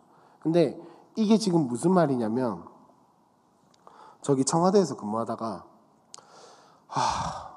내 고향이 너무 걱정돼서 그런데 경상남도 창원으로 지방 발령 좀 내주세요 라고 하는 거랑 똑같은 거예요. 고위직에서 편안한 삶, 안락한 삶, 성공이 보장된 삶을 누리고 있다가 자신의 동족들을 위해서 지방의 한직, 어쩌면은 위험할 수도 있는 지역으로 지방 발령을 내달라고 한 거란 말이죠. 그러니까 사실 느헤미야 입장에서는 굉장히 큰 결단이다 아니다? 큰 결단이라는 거죠. 그렇게 내려서 이제 느헤미야가 백성들을 데리고 돌아옵니다. 예루살렘으로. 요게 3차 포로기한의 시작입니다. 요게 3차 포로기한이에요. 느헤미야와 함께 사람들이 돌아오는 게 3차 포로기한인데, 자 그러면 이제 2장에 돌아와서부터는 2장 한 10절쯤부터 이야기는 무슨 이야기냐, 6장까지 이야기는 계속해서 누가 와서 괴롭히더라, 누가 와서 괴롭혔고 이스라엘 백성들과 느헤미야는 이렇게 대응을 하더라 라고 하는 이야기가 2장 10절부터 6장까지의 내용이에요. 그래서 되게 막 뭐 누가 막 많이 나오고 산발랏도 나오고 도비야도 나오고 게셈도 나오고 뭐 하여튼 오만 사람들이 다 나오는데 구조는 딱 이거예요. 왔어요. 외부 사람들이 와가지고 성벽 건축하지 마라, 괴롭히고 그 다음에 이스라엘 백성들을 대처. 요 3가지 루틴이 전부예요. 요 3가지 루틴이 총 7번이 반복되는 게 2장부터 6장까지의 내용이에요. 사람들만 좀 바뀌고 대처 방법이 좀 바뀌는 게 그것만인 거지, 기본 루틴은 뭐다? 외부 사람들이 왔어요. 성벽을 재건하지 못하게 막아요. 그리고 이스라엘 백성들과 느헤미야가 대처해요. 요 3가지 루틴, 이 7번 반복되는 게 2장부터 6장까지의 내용이다. 그래서 그 등장 인물들만 잘 캐치하고 행동들만 잘 캐치하면 그렇게 어려운 내용은 아니에요. 그래서 첫 번째로 온 게 산발랏과 도비야. 그래서 와가지고 이제 적대행위를 하는 게 뭐냐, 이 심히 근심하더라라고 성경에서 표현을 하고 있거든요. 2장 10절에 보면 산발랏과 도비야가 심히 근심하더라라고 하는데, 심히 근심하는 것은 그냥 걱정을 해주는 게 아니고 뭘까요? 약간 앙심을 품거나 의심하는 눈초리를 보냈겠죠. 그래서 사람들의 대처가 뭐죠? 성벽 조사를 해주고 백성들을 설득을 하는 거예요. 그 다음에 산발랏과 도비야와 게셈, 2번째 사이클입니다. 성벽 건축하자는 것을 듣고 업신여기고 비웃었죠. 그래서 대응이 뭐냐? 느헤미야 백성들 대응은 하나님이 형통하게 하실 것이고 그들에게 권리가 없다, 너희가 비웃을 권리가 없다 라고 이야기를 하는 게 내용입니다. 그 다음에 산발랏과 산발랏의 형제들, 사마리아 사람들이거든요. 그리고 사마리아의 군대, 이제 본격적으로 싸움을 할 준비를 하고 온 거예요. 와가지고 크게 분노하며 비웃다라고 되어 있죠. 4장 1절에서부터 3절까지의 내용인데, 자, 분노하며 비웃다. 자, 여러분, 싸울 준비를 막 하고 와가지고 화내고 비웃으면 뭐죠? 싸우자는 거죠. 싸우자는 거잖아요. 이때 느헤미야와 백성들의 대응은 그냥 기도하고 공사를 계속했습니다. 그리고 나서 그 다음에는 산발락, 도비야, 아라비아 사람들, 암몬 사람들, 아스도 사람들, 제법 규모가 좀 큰 것 같아요. 이 사람들이 와가지고 성벽의 틈들이 잘 메꾸어지고 있다라는 이 이야기를 듣고 심히 분노하면서 가가지고 치고 요란하게 하자, 본격적으로 한번 난동을 피워보자 라고 하는 겁니다. 그때 느헤미야와 백성들의 대응은 기도하면서 이제 방비도 하면서 공사를 계속하는 이런 모습을 보여주고 있습니다. 그리고 이제 다섯 번째 사이클은 뭐냐면 이제 그 내부에 있는 분열인데 5장의 이야기거든요. 내부 분열의 이야기인데 5장에서는 이제 귀족들과 그 당시에 뭐랄까 백성들의 어떤 좀 힘 있는 사람들, 이 사람들이 백성이 힘들다, 불안하다, 얼마나 불안하겠어요. 군대들이 자꾸 왔다 갔다 하고 분노하고 소동을 일으키려고 하고 실제로 한 번은 들어와서 난동을 치기도 했고 얼마나 불안하겠습니까? 이 불안한 소리를 듣고 귀족들과 이제 그때 당시에 지도자들이 높은 이자를 취하고 형제를 파는 자신의 이익을 취하는 모습을 하는데 느헤미야가 이제 그들에게 지혜롭게 권고하고 선한 삶이 무엇인지, 정말로 백성들을 위한 삶이 무엇인지 본을 보여주는 것으로 일이 마무리되게 됩니다. 그리고 나서 나머지 이제 두 번이 있는데 산발라, 도비야, 게셈 나머지 원수들이 또 와가지고 느헤미야를 죽이려고 하는데 그때에도 느헤미야 백성들의 대처는 지혜를 구하고 기도하는 모습을 보여주고 마지막으로 주위에 있는 모든 대적 이방 족속들이 성벽 공사가 끝났다라는 이야기를 듣고 이제 두려워하고 낙담하고 이렇게 하면서 느헤미야 백성들은 아직 완전히 끝난 게 아니구나 라는 사실을 다시금 각성하게 되는 이야기가 등장을 하죠. 근데 이 2장부터 6장까지의 내용 중에 중간에 3장에 뭐가 들어가 있냐면 예루살렘 성벽 재건에 참여한 사람들의 명단이 들어가 있습니다. 자, 아까도 말씀드렸지만 중간에 치고 들어간 건 뭐다? 의미가 있다라는 거야. 의미가 있다라는 거야. 그럼 이 중간에 치고 들어간 성벽을 재건하는 사람들의 명단을 통해서 이야기를 하고자 하는 건 뭐냐? 언약 백성이 계속해서 이 하나님의 일을 하는 것에 이어져 갔다라는 거예요. 이어져 갔다라는 걸 보여주고 있는 거고 성경의 명단에 절대 의미 없는 명단은 없습니다. 족보도 그렇고 명단도 그렇고 절대 의미 없는 명단은 없어요. 여기서 의미하는 명단이 의미하는 바는 뭐냐? 언약 백성이 계속해서 이어져 가면서 하나님 나라의 일을 하고 있다라는 것을 보여주고 있는 거예요. 넘어가서 이제 6장 15절 느헤미야 6장 15절에 오면은 성벽이 완공이 됩니다. 성벽이 완공이 되고 이제 7장에 보시면 7장이 좀 길죠. 보면은 이제 느헤미야가 지도자들을 세우고 사람들의 명단이 쭉 등장을 합니다. 아까 말씀드렸던 에스라에서 나왔던 명단과 동일한 명단이 나오는데 이 사람들이 계속해서 예루살렘과 그 지역에 살고 있더라라는 것을 보여주고 있습니다. 그리고 이제 8장의 이야기로 넘어가면 자 7장 정확하게는 7장 73절이에요. 이와 같이 제사장들과 레위 사람들과 문지기들과 노래하는 자들과 백성 몇 명과 느디닌 사람들과 온 이스라엘 자손이 다 자기들의 성읍에 거주하였다. 언약 백성이 계속해서 이어지고 있다라는 것을 보여주면서 8장으로 넘어가면 이스라엘 자손이 자기들의 성읍에 거주하였더니 일곱째 달에 이르러 모든 백성이 일제히 수문학 광장에 모여 학사 이스라엘에게 여호와께서 이스라엘에게 명령하신 모세의 율법책을 가져오기를 청하매. 자, 지금으로 치면 성경책 좀 가져와서 성경책 좀 가져와 봐라 요 이야기겠죠. 성경책 가져와서 뭐 하겠습니까? 요 성경책에 대한 말씀을 들려달라는 거거든요. 말씀을 들려주고 하나님 말씀이 뭔지 하나님께서 우리에게 명령하신 그 율법이 뭔지 우리에게 알려달라는 거예요. 이때 당시의 사람들은 이 사람들에게는 조금 죄송한 말이지만 신앙적인 베이스가 굉장히 부족한 사람들이라고요.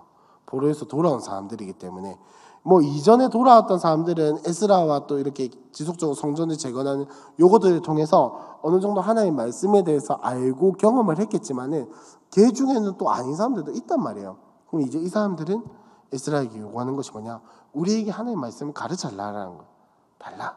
가져달라라고 했을 때 이제 어떤 결과가 나타날지는 8장을 우리 한번 다 같이 읽어보도록 하겠습니다. 8장.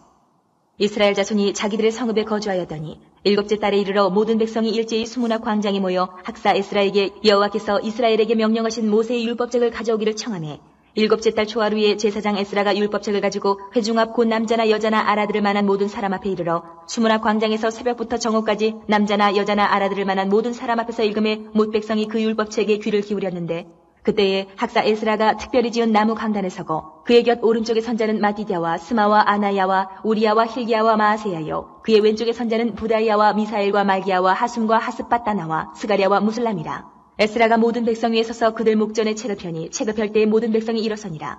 에스라가 위대하신 하나님 여호와를 송축하며 모든 백성이 손을 들고 아멘 아멘 하고 응답하고 몸을 굽혀 얼굴을 땅에 대고 여호와께 경배하니라. 예수아와 바니와 세레바와 야민과 아굽과 사부대와 호디야와 마세야와 그리다와 아자랴와 요사박과 하남과 블라야와 레위 사람들은 백성이 제자리에 서 있는 동안 그들에게 율법을 깨닫게 하였는데 하나님의 율법책을 낭독하고 그 뜻을 해석하여 백성에게 그 낭독하는 것을 다 깨닫게 하니 백성이 율법의 말씀을 듣고 다 우는지라. 정독 느헤미야와 제사장 겸 학사 에스라와 백성을 가르치는 레위 사람들이 모든 백성에게 이르기를 오늘은 너희 하나님 여호와의 성일이니 슬퍼하지 말며 울지 말라 하고 느헤미야가 또 그들에게 이르기를 너희는 가서 살찐 것을 먹고 단 것을 마시되 준비하지 못한 자에게는 나누어 주라. 이날은 우리 주의 성일이니 근심하지 말라. 여호와로 인하여 기뻐하는 것이 너희의 힘이니라 하고 레위 사람들도 모든 백성을 정숙하게 하여 이르기를 오늘은 성일이니 마땅히 조용하고 근심하지 말라 하니 모든 백성이 곧 가서 먹고 마시며 나누어주고 크게 즐거워하니 이는 그들이 그 읽어 들려준 말을 밝히 알미라. 그 이튿날 뭇 백성의 족장들과 제사장들과 레위 사람들이 율법의 말씀을 밝히 알고자 하여 학사 에스라에게 모여서 율법에 기록된 바를 본즉 여호와께서 모세를 통하여 명령하시기를 이스라엘 자손은 일곱째 달 절기에 초막에서 거할지니라 하였고 또 일러스되 모든 성읍과 예루살렘에 공포하여 이르기를 너희는 산에 가서 감람나무 가지와 들감람나무 가지와 화석류나무 가지와 종려나무 가지와 기타 무성한 나무 가지를 가져다가 기록한 바를 따라 초막을 지으라 하라한지라. 백성이 이에 나가서 나무 가지를 가져다가 혹은 지붕 위에 혹은 뜰 안에 혹은 하나님 전뜰에 혹은 수문 광장에 혹은 에브라임 문 광장에 초막을 짓되 사로잡혔다가 돌아온 회중이 다 초막을 짓고 그 안에서 거하니 눈의 아들 여호수아 때로부터 그날까지 이스라엘 자손이 이같이 행한 일이 없었으므로 이에 크게 기뻐하며 에스라는 첫날부터 끝날까지 날마다 하나님의 율법책을 낭독하고 무리가 이래 동안 절기를 지키고 여덟째 날에 규례를 따라 성회를 열어내니라. 자, 백성들의 반응이 어떻습니까? 회개하고 가난한 자들과 함께 기뻐하면서 이제 절기를 지키는 이야기가 나오죠. 이스라엘 백성들한테 일곱째 달은 굉장히 바쁜 달이에요. 첫날에는 무슨 날이 있냐면 첫날에 나팔절이 있고 10일에 속죄일이 있고 15일에는 일주일 동안 드리는 초막절이 있어요.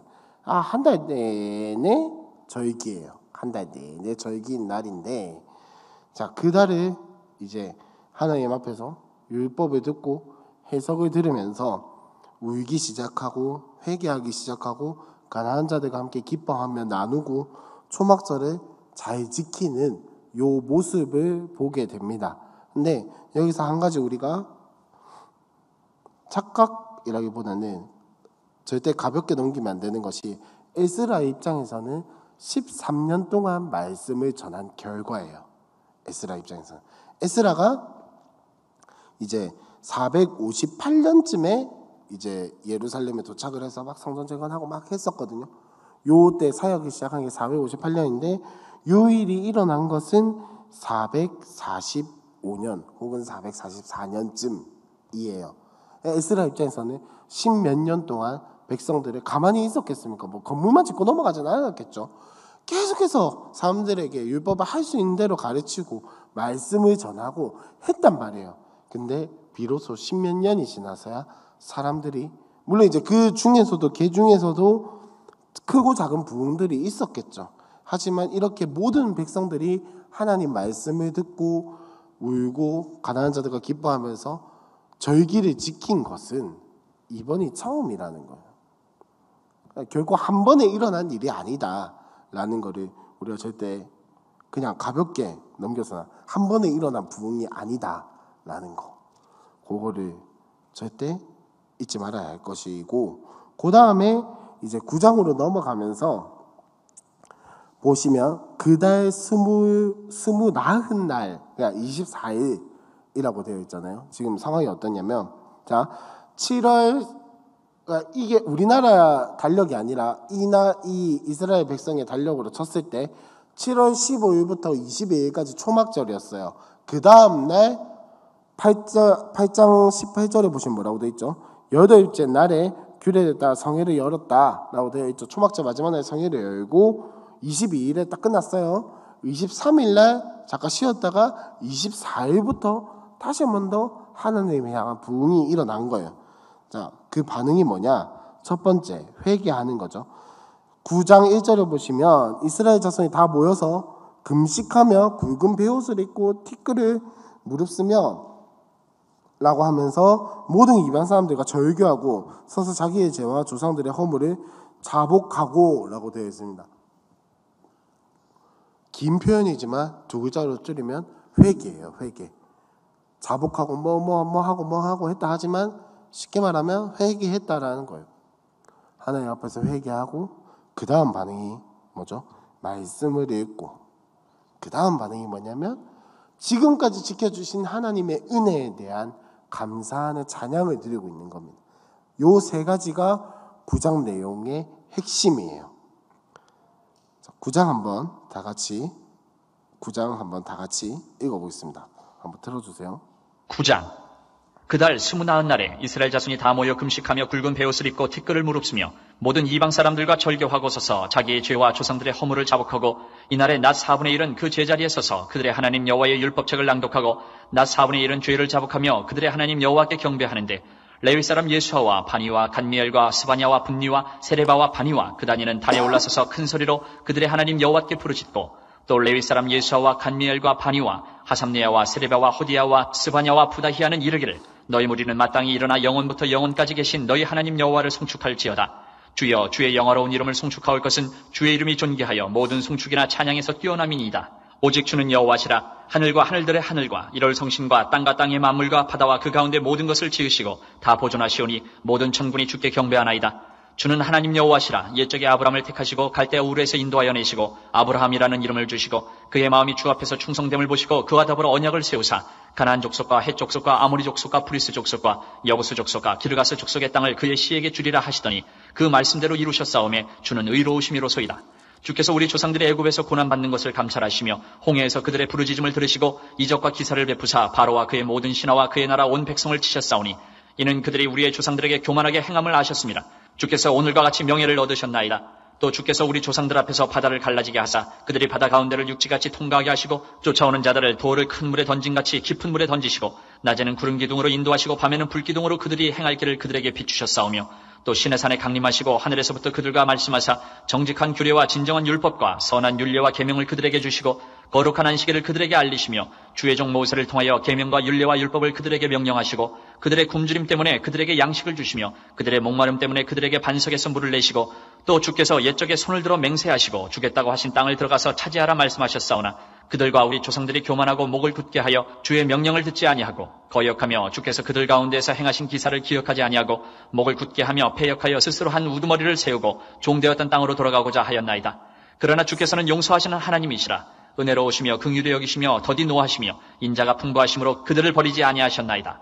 또 그들이 자기들을 위하여 송아지를 부어 만들고 이르기를 이는 곧 너희를 인도하여 애굽에서 나오게 한 신이라 하여 하나님을 크게 모독하였사오나 주께서는 주의 크신 긍휼로 그들을 광야에 버리지 아니하시고 낮에는 구름 기둥이 그들에게서 떠나지 아니하고 길을 인도하며 밤에는 불 기둥이 그들의 갈 길을 비추게 하셨사오며 또 주의 선한 영을 주사 그들을 가르치시며 주의 만나가 그들의 입에서 끊어지지 않게 하시고 그들의 목마름을 인하여 그들에게 물을 주어 40년 동안 들에서 기르시되 부족함이 없게 하심으로 그 옷이 헤어지지 아니하였고 발이 부르트지 아니하였사오며 또 나라들과 족속들을 그들에게 각각 나누어 주심에 그들이 시온의 땅 곧 헤스본 왕의 땅과 바산 왕 옥의 땅을 차지하였나이다. 주께서 그들의 자손을 하늘의 별같이 많게 하시고 전에 그들의 열조에게 들어가서 차지하라고 말씀하신 땅으로 인도하여 이르게 하셨으므로 그 자손이 들어가서 땅을 차지하되 주께서 그 땅 가나안 주민들이 그들 앞에 복종하게 하실 때에 가나안 사람들과 그들의 왕들과 본토 여러 족속들을 그들의 손에 넘겨 임의로 행하게 하시매 그들이 견고한 성읍들과 기름진 땅을 점령하고 모든 아름다운 물건이 가득한 집과 판 우물과 포도원과 감람원과 허다한 과목을 차지하여 배불리 먹어 살찌고 주의 큰 복을 즐겨 싸우나 그들은 순종하지 아니하고 주를 거역하며 주의 율법을 등지고 주께로 돌아오기를 권면하는 선지자들을 죽여 주를 심히 모독하였나이다.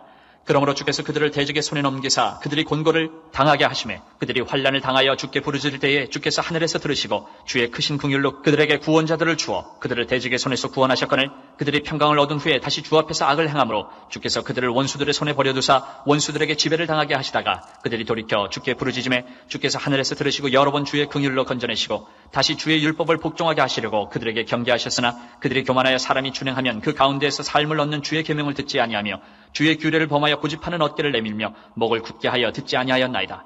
그러나 주께서 그들을 여러 해 동안 참으시고 또 주의 선지자들을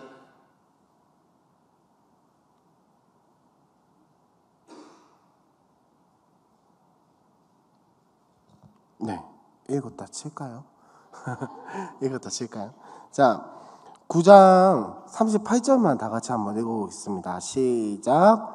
우리가 이 모든 일로 말미암아 이제 견고한 언약을 세워 기록하고 우리의 방백들과 레위 사람들과 제사장들이 다 임몽하나이다 하였느니라. 자, 무슨 말이냐? 이 느헤미야의 이 사람들이 이 당시의 사람들이 다시금 하나님 앞에 회개하고 말씀을 읽고 찬양을 하면서 무슨 결단을 했냐? 이제 우리가 다시 언약을 바르게 지키겠다라고 결단하는 모습을 보여주는 거예요. 9장 38절의 이야기가 바로 그 이야기입니다.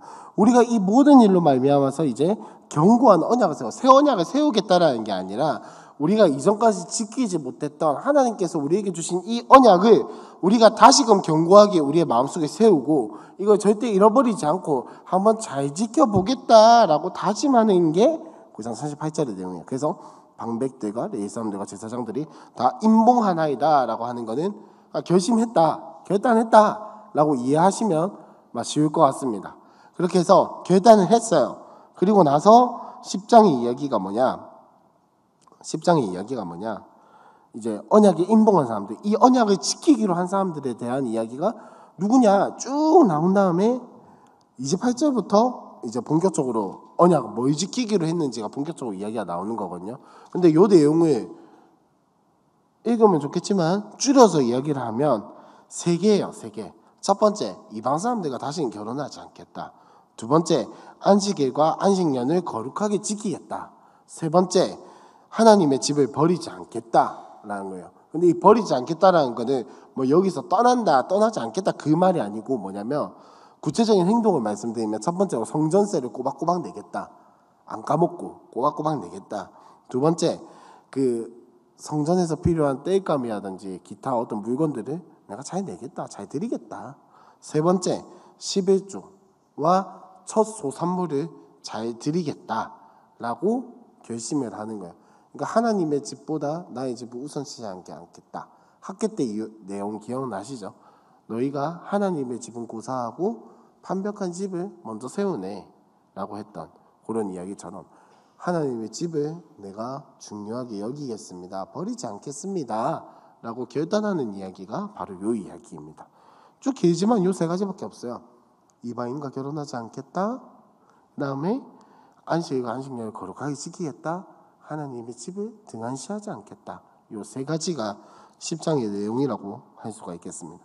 그러고 나서 이제 11장부터 무슨 이야기가 나오냐면 거하는 백성들, 거주하는 사람들에 대한 이야기가 쭉 나오고 이제 이 사람들이 여기서 살았다라는 거를 쭉 이야기가 나온 다음에 12장으로 넘어가면 자 12장 27절 한번 다 같이 읽어보겠습니다. 시작. 예루살렘 성벽을 봉헌하게 되니 각 처에서 레위 사람들 찾아 예루살렘으로 데려다가 감사하며 노래하며 재금을 치며 비파와 수금을 타며 즐거이 봉헌식을 행하려 하매 이제 드디어 성벽을 봉헌하는 이야기가 12장 이제 말미를 장식하고 있는 겁니다. 근데 문제는 뭐냐? 이렇게 앞에 보면은 이제 이 성벽을 짓는 과정 중에서 숱한 어려움이 있었고 성벽이 거의 다 지어지고 나서는 그 어려움 다 극복하고 나서 이 사람들이 에스라와 느헤미야를 통해서 영적인 부흥이 일어나고 해결이 일어나고 하나님에 대한 그 갈급한 데에 채워지고 말씀을 배우고 알고 그렇게 살아가기로 결단을 했잖아요. 근데 13장 6절 7절을 한번 보겠습니다. 13장 6절 7절 이것도 다 같이 한번 읽어볼게요. 시작. 그때에는 내가 예루살렘에 있지 아니하였느니라. 바벨론 왕 아닥사스다 32년에 내가 왕에게 나아갔다가 며칠 후에 왕에게 모엘미를 청하고 예루살렘에 이르러서야 엘리야십이 도비아를 위하여 하나님의 전뜰에 방을 만든 악한 일을 알지라 라고 되어 있습니다. 무슨 말입니까? 여전히 개판으로 살았다 이거예요. 그렇게 개혁하고 했음에도 불구하고 이스라엘 백성들은 금방 다시 돌아왔어요. 그러니까 이스라엘 백성들이 뭐 잘했다 잘못했다를 이야기를 하고 싶은 게 아니라 이스라엘 사람들도 이렇게 숱한 일들, 많은 일들을 겪고 하나님 앞에 신앙이 경고한 것처럼 보였지만 결국은 다시 돌아갔다라는 거예요. 결국은 다시 돌아가고 나서 제가 지난번에 다윗 이야기할 때도 말씀을 드렸지만 잘못을 하고 안 하고는 중요한 게 아니에요. 잘못을 할 수도 있어요. 안 하는 게 제일 좋겠지만 할 수도 있어요. 근데 다윗이 하나님 앞에 칭찬받았던 이유는 뭡니까? 자신의 죄를 깨닫자마자 하나님 앞에 자복했던 거. 이게 가장 중요한 거잖아요. 이 이스라엘 백성들도 느헤미야도 마찬가지였어요. 잘못을 했어요.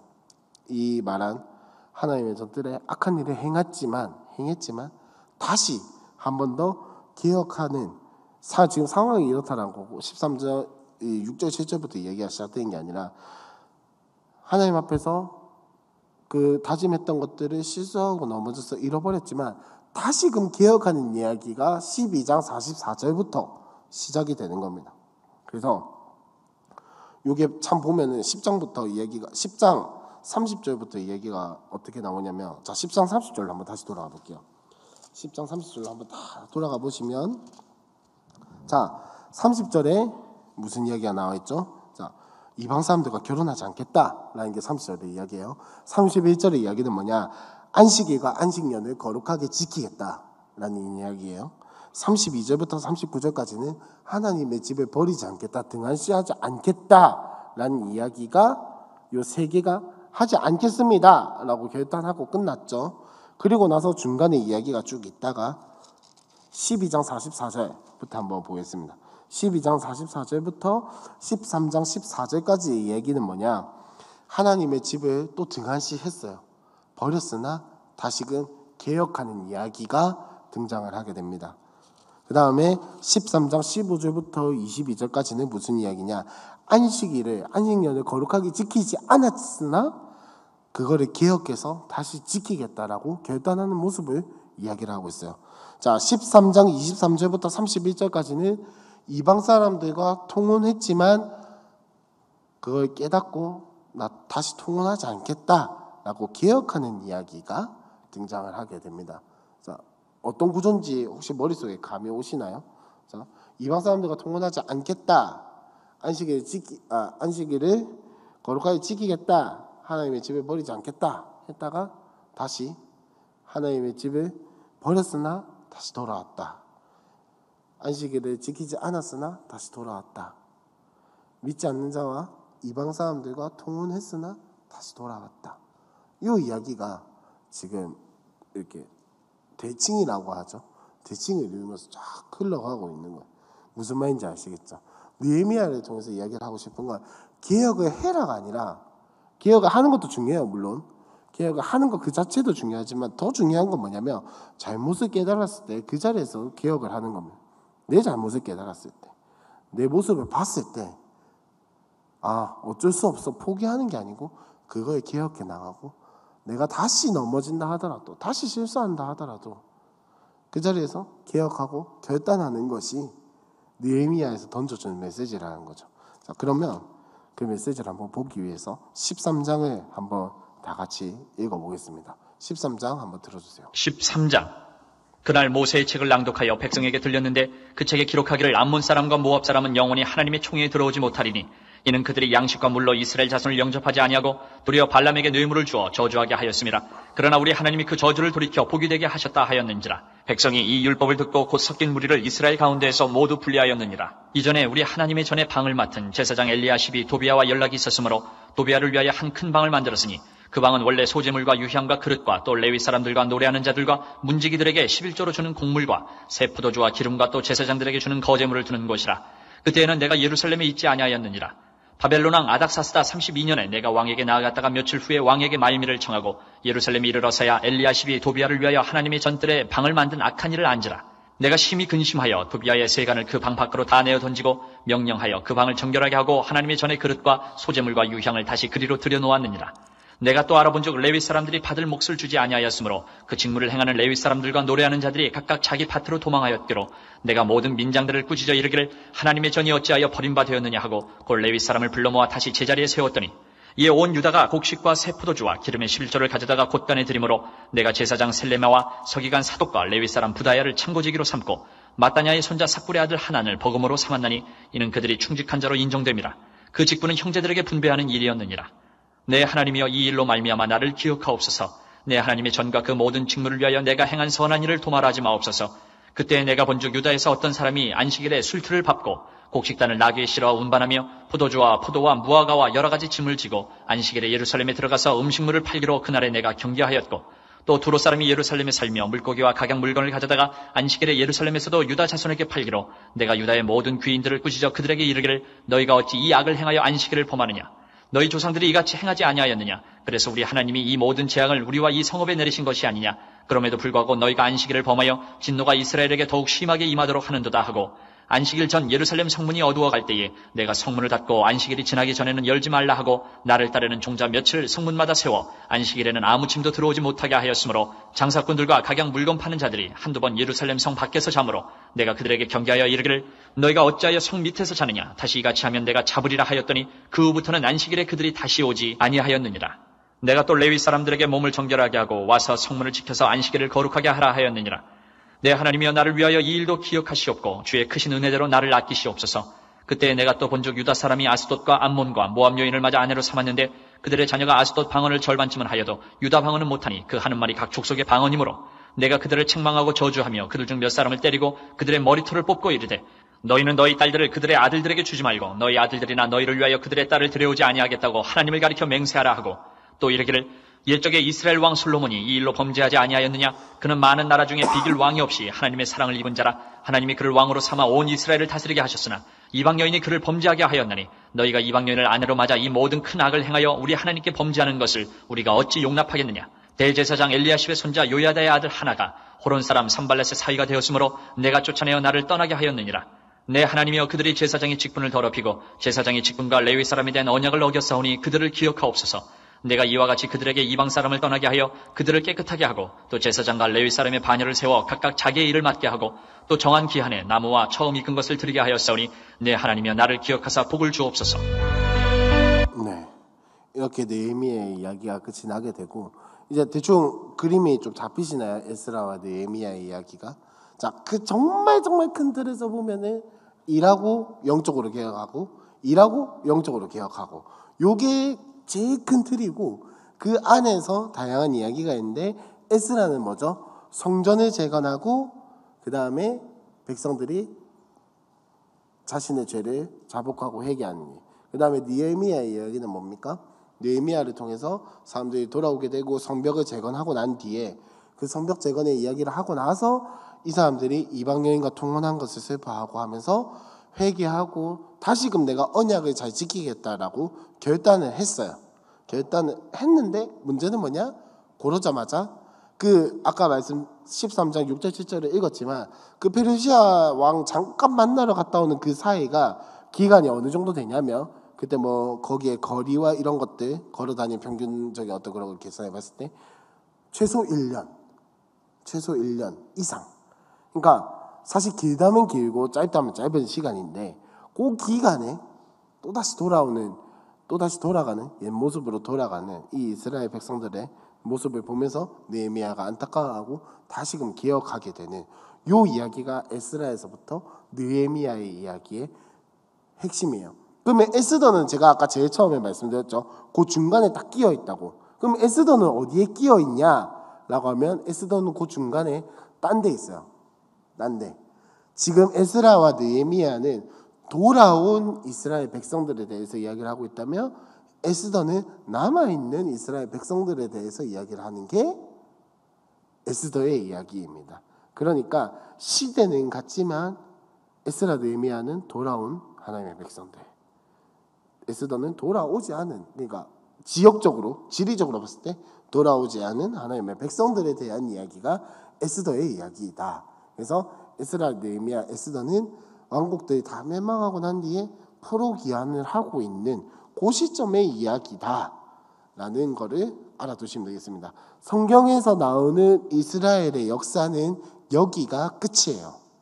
그리고 나서 이제 저기 누구냐, 그 마태복음, 마가복음, 누가복음, 요한복음, 복음서가 시작되는 스가랴라든지 요한과 마리아라든지 요 이야기가 나올 때까지 한 300년 정도의 공백이 있습니다. 그거는 뭐 신구약 중간사라고 해서 굳이 성경을 읽는데 그게 나올 필요는 없을 것 같고, 하여튼 그 정도의 공백 기간이 있고, 마지막으로 정리를 하자면 에스라, 느헤미야는 그런 이야기, 성전을 재건하고, 스토리 자체는 성전을 재건하고 성벽을 재건하면서 이제 영적으로 개혁하는, 이스라엘 백성들이 돌아서 영적으로 개혁하는 그런 이야기를 가지고 있는데, 요걸 통해서 우리에게 던져주는 큰 의미는 뭐냐, 에스라, 느헤미야를 통해서 큰 의미를 던져주는 건, 하나님께서 하나님의 약속을 분명히 지키시죠. 그것뿐만 아니라 우리는 끊임없이 그 일이 끝났다라고 해서 안주할 것이 아니라, 일이 끝났다고 하나님이 다 했어, 이게 아니라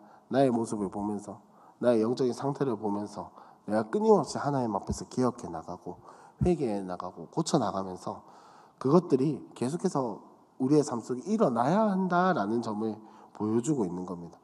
그 에스라, 느헤미야를 쭉 보면서 그 재건하는 도중에 관통하고 있는 핵심적인 한 가지 또 이야기가 있어요. 뭐냐면 대적들은 계속 존재해요. 성전을 재건할 때도 대적들은 있었고, 성벽을 재건할 때도 대적들은 있었습니다. 밖에도 있었고 안에도 있었어요.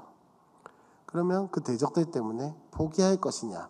그게 아니고 그때 하나님을 의지하는 법을 배우고, 그러면 그 일 끝났다고 해서 또 일 끝났네, 우리 다 했네, 이제 성전도 재건했고 성벽도 재건했고 이제 그냥 살아도 되겠네, 이게 아니라 나의 모습을, 백성들의 모습을 하나님 앞에서 계속해서 보면서 나의 말씀에 비추어보고, 나의 삶에 말씀에 비추어보고 나의 삶을 하나님 앞에 물어보면서 끊임없이 개혁해 나가는 우리의 삶을 이루어 나가는 게 하나님께서 원하시는 삶이 아닐까라는 것을 이 에스라, 느헤미야를 통해서 우리에게 메시지를 던져준다라는 거죠. 그래서 다음 주 예고를 해드리면, 에스더를 하고, 그러니까 오늘 에스더까지 했으면 제일 좋았을 텐데 제가 실력이 안 돼서 에스더까지는 못했고, 다음 주에 에스더 하고, 그 다음에 이제 시대적인 배경은 대충 아시겠죠, 어떤 상황인지. 에스더를 하고 에스더를 빠르게 확 한 다음에, 그 다음에 이제 시가서를 넘어가야 하나 말아야 하나 참 고민이 되는데, 한번 일단 욥기로 한번 넘어가 보도록 그렇게 하겠습니다. 그래서 가능하시면 에스더 한번 읽어보시고, 이런 상황, 돌아온 이스라엘 백성들이 이런 상황 중에 있구나, 그럼 남아있는 이스라엘 백성들은 어떤 상황이 있을까. 에스더도 보면 시간적인 간격이 굉장히 크거든요. 시간이 쑥쑥 지나가요. 그런 거 잘 기억하시면서, 시간이 훅 지나갔구나, 뭔가 왕의 이름이 바뀌었다 이러면 시간이 훅 지나가셨다라고 생각을 하면 돼요. 그런 상황이 있구나 라는 걸 아시면서 에스더를 읽어보시고, 가능하시면 욥기까지도. 욥기는 사실 이 참 웃긴 게, 한글 성경으로 보면 스토리 같은데 이 히브리어 성경으로 보면 전혀 스토리 같지가 않아요. 스토리는 처음과 끝에 잠깐 있고 나머지는 전부 시 표현으로 되어 있거든요. 이게 뭔가 문학적인 거구나라는 걸 생각하시면서 한번 읽어보시면 될 것 같습니다. 제가 기도하고 마치도록 하겠습니다.